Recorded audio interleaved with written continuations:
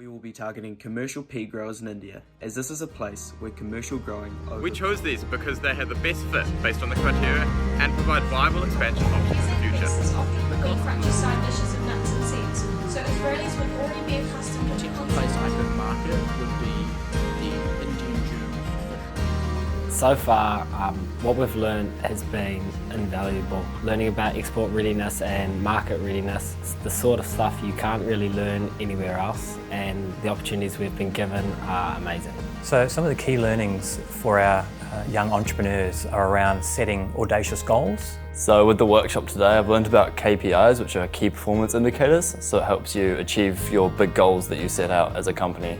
The thing what I love about this program is it's actually showing young people that you can combine business and enterprise with Kaitiakitanga and looking after our people and our planet. We like to kind of challenge the rules this generation, so I think we're trying to come up with innovative ways to try and solve problems, and obviously one of the big problems at the moment is environmental issues. Kaitiakitanga is important because it's about looking after our environment so that it will look after us. They are enthusiastic learners, they're like sponges, and they're really coming to market with some innovative ideas that are really going to change their sustainability footprint of New Zealand.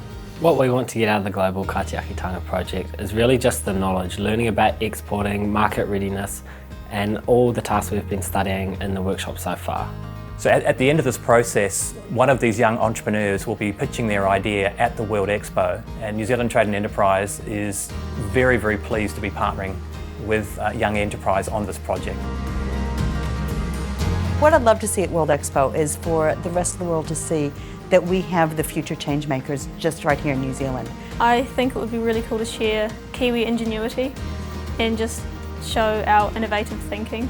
I think New Zealand should share its unique culture, so we have a unique situation where our Indigenous people are very prominent within our culture, and that we also incorporate that into not just the culture of our country but the practices and the way we do things. What these young people are doing is they're building businesses that are designed not just to grow but to support a better society.